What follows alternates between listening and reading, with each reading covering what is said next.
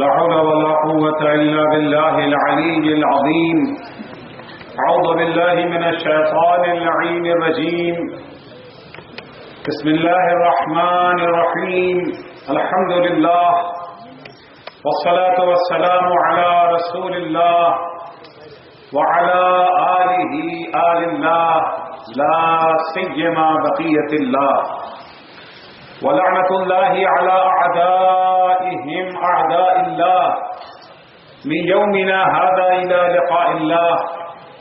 أما بعد، فقد قال الله: لقد من الله على المؤمنين إذ بعث فيهم رسولا من أنفسهم يتلو عليهم آياته ويزكيهم ويعلمهم الكتاب والحكمة وَإِن كَانُوا مِن قَبْلُ لَفِي ضَلَالٍ مُبِينٍ.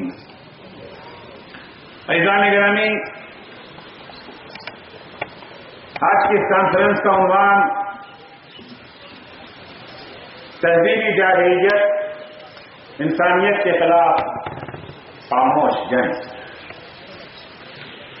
جو موضوع ہمیں دیا گیا ہے وہ وہی موضوع ہے جس کا آپ امتحان دے چکے ہیں.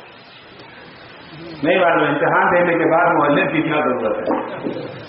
بہرحال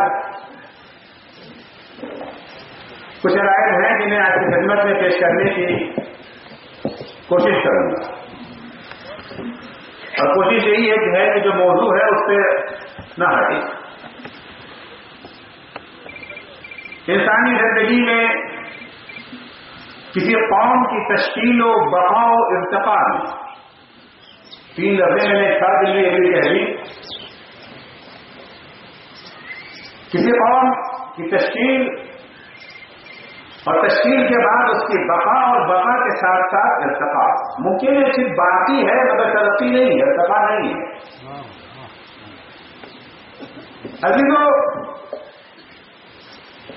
قوم کی تشکیل یا قوم کی بقا یا قوم کی ارتقاء، یہ تینوں چیزیں ذہین منت ہیں ثقافت اور تہذیب. کوئی قوم اسی وقت تشکیل پاتی ہے جب اس کے درمیان، اس کے اندر کوئی جو ہے ثقافت پائی. ثقافت ہی سے قومیں ایک دوسرے سے یہ جو ہے ممتاز ہوتی ہیں اور پہچانی جاتی ہیں. اساس اور بنیاد کسی قوم کی ثقافت اور تہذیب ہے. اور اسی طریقے سے اگر قوم کو ختم کرنا ہے اس کی ثقافت کو ختم کر دیجیے. قوم کو اگر باقی رکھنا ہے اس کی ثقافت کو باقی رکھیے. اگر قوم ترقی کرنا چاہتی ہے، ارتقائی منزلوں پر اگر کوئی قوم طے کرنا چاہتی ہے تو وہاں پر بھی بغیر ثقافت کے ممکن نہیں ہے. کتنی اہمیت ہے ثقافت کی اور کتنی بڑی نعمت ہے یہ ثقافت. خداوند عالم نے ہم انسانوں کو بے شمار نعمتیں عطا کی ہیں. اتنی نعمتیں کہ ہم انہیں گن بھی نہیں سکتے.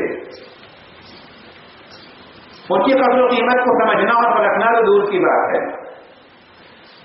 کچھ نعمتیں ہیں جنہیں ہم پہچانتے ہیں: دولت، صحت، عزت. یہ اعضاء و جوارح ہمارے، یہ آنکھیں، یہ زبان، یہ دل، بدن کے مختلف اجزاء اور عناصر. کسی حد تک ان نعمتوں کی قیمت ہم جانتے ہیں، وہ بھی چھن جانے کے بعد. جب تک یہ نعمتیں ہیں ہمارے پاس ہم ان نعمتوں کی قیمت کو پہچانتے بھی نہیں ہیں. کیونکہ کبھی دیکھا کسی کو کہتے ہیں الحمدللہ، خدا کا شکر، اس نے ہمیں یہ عظیم نعمت سے نوازا ہے کہ ہمارا دل سالم ہے، ہمارا یہ جو ہے جگر سالم ہے، ہماری کڈنی سالم ہے، ہماری آنکھیں سالم. شکوہ تو ہم ضرور کرتے ہیں خدا کا شکوہ کرتے ہیں. آپ نے لوگوں کو ضرور دیکھا ہوگا، ارے خدا نے ہمیں کیا دی ہے، رحمتیں ہوتی ہیں ادیار کے کاشانوں پر، برف گرتی ہے تو بیچارے مسلمانوں پر. اللہ نے مسلمانوں کو کیا دیا ہے؟ کیا کہنا ہے امبانی بھائیوں کا، کیا کہنا، اللہ نے انہیں نوازا. کیونکہ اب اگر آپ سے پوچھا جائے کہ اس زبان سے آپ خدا کا شکوہ کر رہے ہیں، اس زبان کی کیا قیمت ہے؟ یہ زبان سے آپ خدا کا شکوہ کر رہے ہیں. اس کی قیمت تو تب پتہ چلتی ہے جب یہ نعمت چھن جائے. خدا نہ خواستہ ہم گونگے ہو جائے آج یہاں پر. اگر ہم گونگے ہو جائیں تو اب ہمیں یہاں کھڑے ہونے دیں گے؟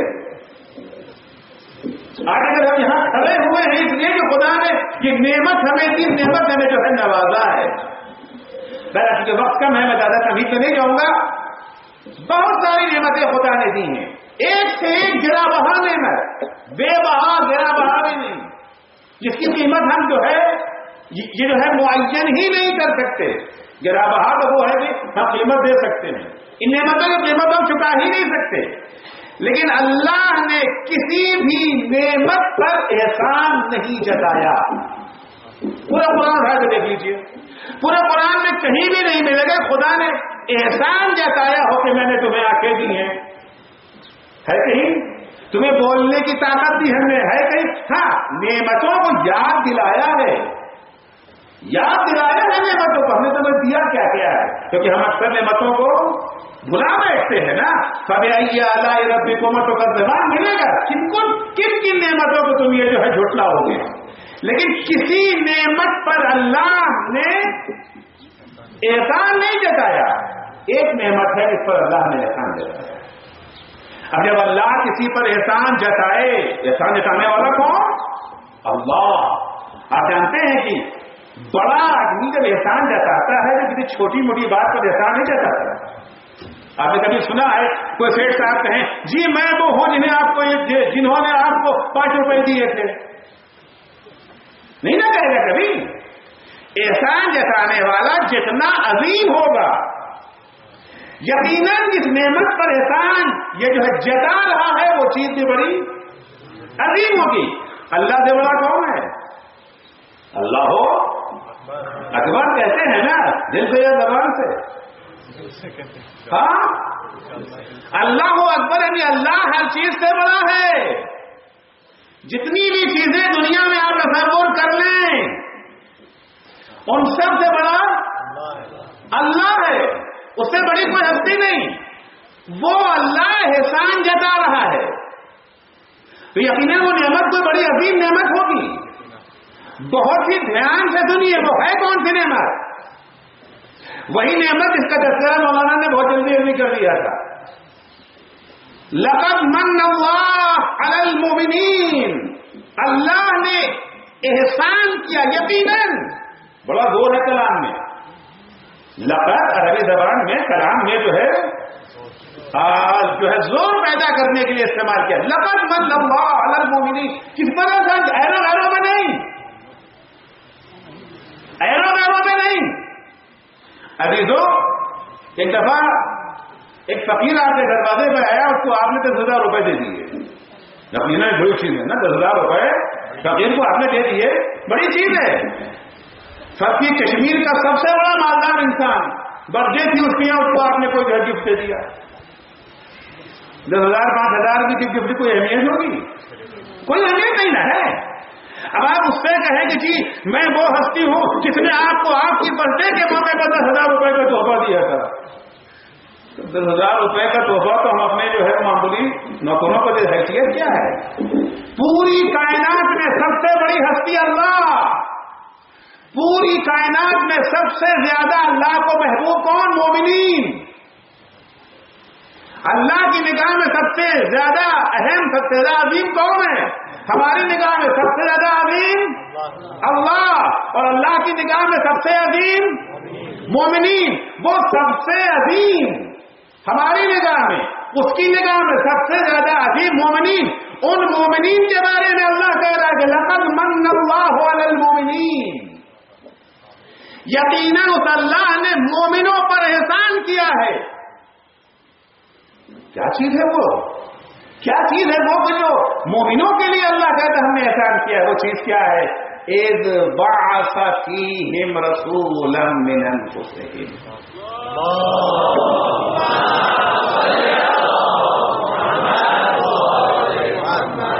جب بھیجا اس نے انہی میں سے ایک رسول کو بھیجا. کاہے کے لیے بھیجا؟ اس رسول کا آنا خود بخود اتنی بڑی بات نہیں ہے. بھیجا کاہے کے لیے؟ کس لیے وہ آیا ہے؟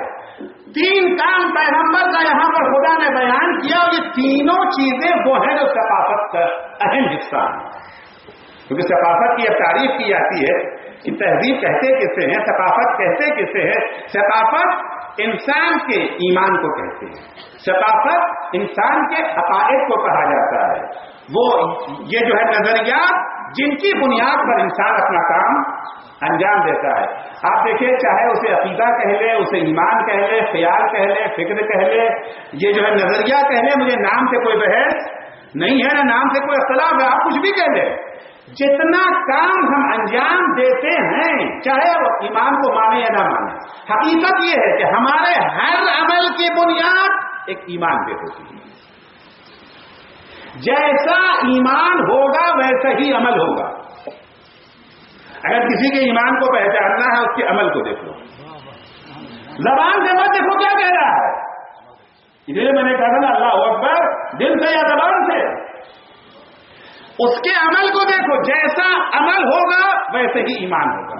छोटी सी मिसाल आपकी खिदमत में दे दें, बात थोड़ा सा वाज़ेह हो जाए, क्लियर हो जाए, आसान हो जाए, बच्चे भी समझ लें। मिसाल के तौर पर एक खातून कहीं शादी में गई, शादी से पलट करके आई, घर पहुंची, पहुंचने के बाद जूतियां उतार कर दरवाजे पर रख दिया। ज्वेलरी जो पहन के गई थी, जेवरात जो पहन के गई थी, उन्हें कहां रखा? सेफ में रखा। कहीं उल्टा होता है? कहीं उल्टा हुआ आज तक कि जूतियां ले जाकर के ये जो है सेफ में रख दें और जेवर? वजह क्या है? जूतियों के बारे में जो उनका ईमान है, और जेवरात के बारे में क्या है? क्योंकि उनकी निगाह में जूती की हैसियत नहीं है, चोरी हो भी गई तो और खरीद लाएंगे। लेकिन जेवरात के बारे में क्या है? उसकी अहमियत है, उसकी कीमत है। तो जैसा अकीदा होगा, जैसा ये जो है नजरिया होगा, जैसा ईमान होगा, वैसा ही अमल होगा। ये नामुमकिन है कि एक इंसान ईमान रखता हो कि अल्लाह सबसे बड़ा है और अल्लाह को छोड़ के दूसरों के आगे झुकने लगे। नामुमकिन है, इम्कान नहीं है इसका। या तो हमें ईमान नहीं है, या तो हमें अकीदा नहीं है, या हम फकत जबान पे कहने के आदी हैं, दिलो दिमाग ने इसे कबूल नहीं किया है। तो बहरहाल सकाफत का एक अहम उनसुर क्या है? अकीदा। ये जो है नजरिया, ईमान, ज़हनी जो है महफूजात जो हमारे हैं, उसके बाद ये जो है रस्म रवाज वगैरह जिसका ताल्लुक अमल से है, वो चीजें उसके अंदर शामिल हो जाती हैं। तो बुनियादी चीज ईमान है। लक़द मन्नल्लाहु अलल मुमिनीन इज़ बअसा फ़ीहिम रसूलन मिन अनफुसिहिम, यकीनन अल्लाह ने एहसान किया मोमिनीन पर। क्या एहसान किया? कब एहसान किया? जब आंखें दी तब एहसान किया, बोलने की ताकत दी तब एहसान किया, दिल और दिमाग अता किया तब एहसान किया? नहीं, एहसान उस वक्त किया जब उनके दरमियान अल्लाह ने उन्हीं में से एक रसूल को भेजा। काहे के लिए? यतलू अलैहिम आयात, ताकि वो आकर के उनकी ईमान की बुनियादें उस्तवार करे। उनके सामने वो आकर के तिलावत इलाहिया की ताबीर की जो है वो तिलावत करता है आयात इलाहिया की, वयुज़क्कीहिम, उनके नफ्सों का तज़किया करता है, वयुअल्लिमुहुमुल किताब वल हिकमा, उन्हें किताब और हिकमत की तालीम देता है। वो इंसान मिन क़ब्ल लफ़ी ज़लालिम मुबीन, अगरचे वो इससे पहले खुली हुई गुमराही में क्यों थे? इसलिए कि न वो खुदा से आशना थे, न वो पैगंबर से आशना थे, न अखलाकी अक़दार से आशना थे, न उनके नुफूस का तज़किया हो पाया था। पूरी सकाफत, पूरी तहजीब इस आयत के अंदर जो है खुदा बंदे आलम ने पेश कर दी है। सकाफत यानी वो अफकार, वो ये जो है नजरियात, वो ईमान और वो रस्म व रवाज, वो हमारे आमाल, वो हमारे अफआल जो हम अंजाम देते हैं, इन सब के मजमूए का नाम होता है सकाफत। पैगंबर ने आने के पैगंबर काहे के लिए आए? सकाफत की बुनियाद डालने के लिए। जब पैगंबर आए, सकाफत की बुनियाद डाला, अब खुदा कह रहा है यह सबसे बड़ी नेमत है। किसी कौम की अगर सरजमीन पे कब्जा हो जाए एक मुसीबत है, लेकिन सबसे बड़ी मुसीबत नहीं, कौम फिर भी बाकी रहेगी। कुदरती ज़खायर पे कब्जा हो जाए, कौम फिर भी बाकी रहेगी। उसके मर्दों को, औरतों को, बच्चों को असीर बना लिया जाए, कौम फिर भी जिंदा रहेगी। लेकिन अगर किसी कौम की सकाफत पे कब्जा कर लिया गया, किसी कौम से उसकी सकाफत को अगर छीन लिया जाए, तो यह कौम बाकी रहने वाली नहीं। सबसे ज्यादा अहमियत सकाफत की अहमियत। शहीद मुतहरी अलैहि रहमा, شیخ مطہری علیہ السلام، اس وقت انقلاب آیا، آج سے 34-35 سال پہلے کی بات، اس وقت انقلاب آیا،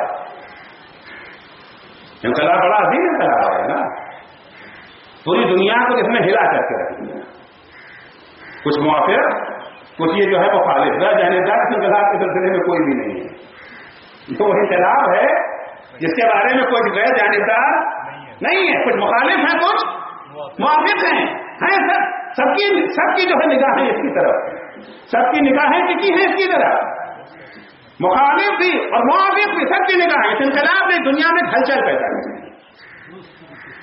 اب ظاہر سی بات ہے کہ شیخ مطہری فرماتے ہیں کہ دشمن جنہیں اس انقلاب سے نقصان پہنچا ہے وہ چین سے نہیں بیٹھیں گے، اس پر حملہ کریں گے، اور حملہ کرنے کے لیے ٹارگٹ کس چیز کو بنائیں گے؟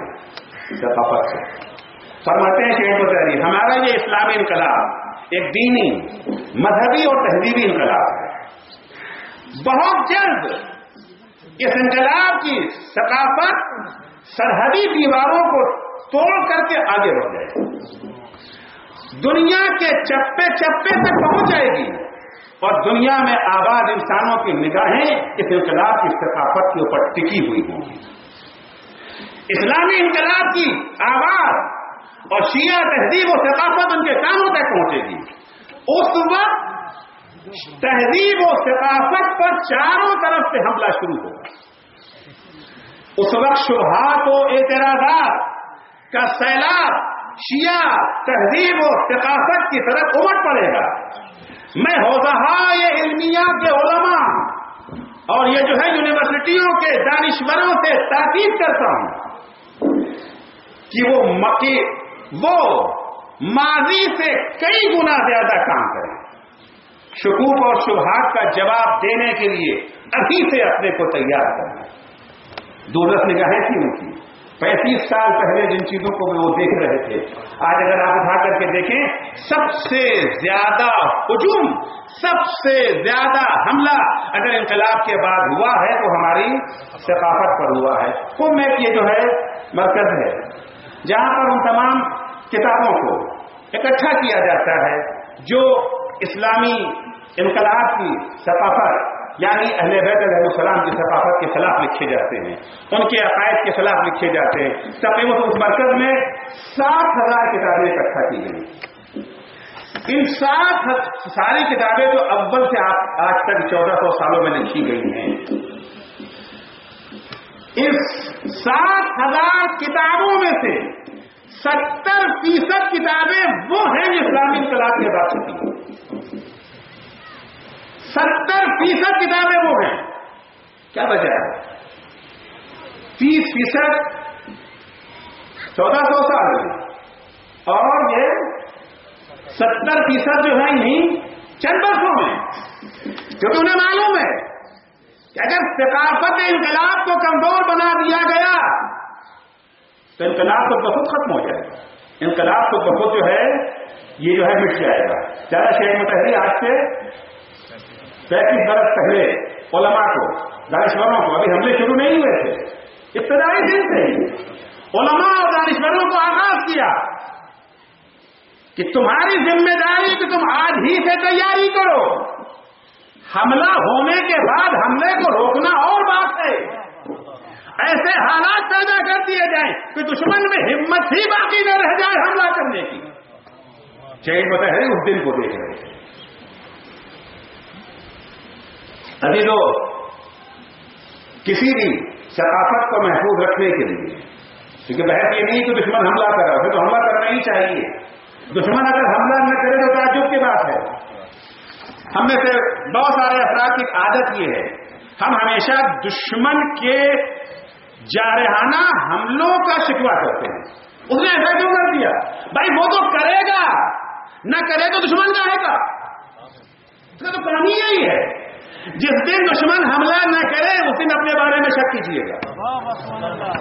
امام خمینی رحمت اللہ علیہ نے اپنے خاص جملے میں کہا تھا، جب تک یہ دنیا کی طاقت ہے، یہ ظالم طاقت ہے، یہ غاصب طاقت ہے، استعماری طاقت ہے، ہمارے خلاف محاذ ہیں، یقین رکھو کہ ہم حق پر ہیں، اور جس دن یہ ہماری تعریفیں کرنے لگے، جس دن یہ ہمارا گن گانے لگے، اس دن اپنے بارے میں شک کر لے گا۔ دشمن میں کیا شکوا بھائی؟ دشمن تو کہتے ہی ہوتے ہیں، دشمن تو نام ہی اٹھتا ہے جو جس سے ہمارا وجود برداشت نہ ہو سکے تو ہمیں ختم کر دے. وہ اگر کتابیں لکھتے ہیں، وہ اگر باتیں کہتے ہیں، وہ اگر تقریریں کرتے ہیں، انہیں تو کرنا ہی چاہیے. وہ نہ کریں گے تو کیا کریں گے؟ ذمہ داری ہماری ہے کہ ہم نے کیا کیا. ہم اگر اپنی ثقافت کو، اپنی تہذیب کو محفوظ رکھنا چاہتے ہیں، ثقافت اور محفوظ کو رکھنے تو ثقافت اور تہذیب کو محفوظ رکھنے کے دو طریقے ہیں. پہلا جو سب سے اہم طریقہ ہے وہ یہ ہے، ہم اپنی ثقافت کو ایسے مضبوط قلعے میں محفوظ کر دیں، ایسے مضبوط قلعے میں محفوظ کر دیں کہ کسی کا حملہ کارگر ہو ہی نہ سکے. لاکھ کوئی حملہ کرے. اگر آپ جانتے ہیں بعض دفعہ جنگیں ہوتی تھی، یہ جو میدان میں آتے جنگیں ہوتی تھی، کبھی کیا ہوتا تھا، حملہ آور آ رہا ہے، ہم جو ہے یہ قلعہ بند ہو جاتے تھے. تو قلعہ اگر مضبوط رہتا تھا تو اس میں رہنے والے افراد یہ جو ہے محفوظ رہ جاتے تھے. کوئی ان کے اوپر حملہ کرنے کی ہمت اگر کر بھی لیتا تھا تو ناکام یہ جو ہے لوٹ جایا کرتا تھا. تو پہلی چیز تو یہ ہم اپنے مسئلہ مضبوط بنا لیں، اعتقاد کے میدان میں، ایمانی میدان میں، فکری میدان میں اپنے نوجوانوں کو اتنا مضبوط بنا دیں کہ کسی کا شبہ، کسی کا اعتراض، کسی کا اشکال انہیں ہلا نہ سکے. خداوند عالم نے اسلامی ثقافت کے لیے ایک محفوظ قلعہ فراہم کیا ہے. وہ کون سا قلعہ ہے؟ وہ قلعہ وہ ہے کہ جب 8ویں امام رضا علیہ الصلوۃ والسلام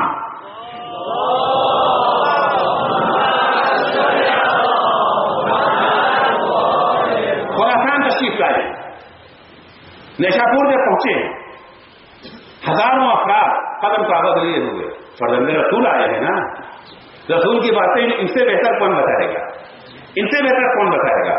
ہزاروں افراد قلم کاغذ لے کھڑے ہیں، یبن رسول اللہ، کچھ تحفہ دے کے جائیے، کچھ سوغات دے کر کے جائیے. امام نے ایک دفعہ الماری سے سر باہر نکالا، محمل سے سر باہر نکالا. ہم جیسے افراد لمبی تقریریں کرتے ہیں، تب جا کے اپنی بات کچھ سمجھا پاتے ہیں، لیکن ائمہ کا کمال یہ تھا کہ وہ ایک جملے میں ساری بات کہہ جاتے ہیں، لمبی تقریر نہیں. محمل سے سر نکالا، فرمایا کلمۃ لا الہ الا اللہ حسنی، کلمہ لا الہ الا اللہ.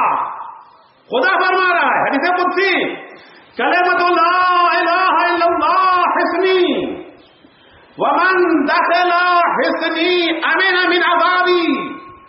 کلمہ لا الہ الا اللہ ایک مضبوط قلعہ ہے، جو اس قلعے میں داخل ہو گیا وہ ہمارے عذاب سے بچ گیا. عذاب سے مراد یہ نہیں کہ اللہ اوپر سے پتھر برسائے گا، وہ بھی ہے اپنی جگہ پر. عذاب صرف جہنم کا عذاب نہیں ہے، عذاب صرف پتھروں کا برسنا عذاب نہیں ہے. عذاب کی بہت ساری قسمیں ہیں. اپنی ثقافت سے دور ہو جانا یہ کم عذاب ہے، اغیار کی غلامی یہ کم عذاب ہے، ان کی برتری کو تسلیم کر لینا یہ کم عذاب ہے. اس سے بڑا عذاب اور کیا ہو سکتا ہے؟ کلمۃ لا الہ الا اللہ حسنی، اغیار کی غلامی سے اگر بچنا چاہتے ہو لا الہ الا اللہ کے قلعے میں آ جاؤ. توحید کا قلعہ ایک ایسا قلعہ ہے، اس قلعے میں آ جانے کے بعد تم بھی محفوظ، تمہاری آزادی بھی محفوظ، تمہارے قدرتی ذخائر بھی محفوظ، تمہاری ثقافت بھی محفوظ، تمہاری تہذیب بھی محفوظ، تمہاری عزت و آبرو بھی محفوظ.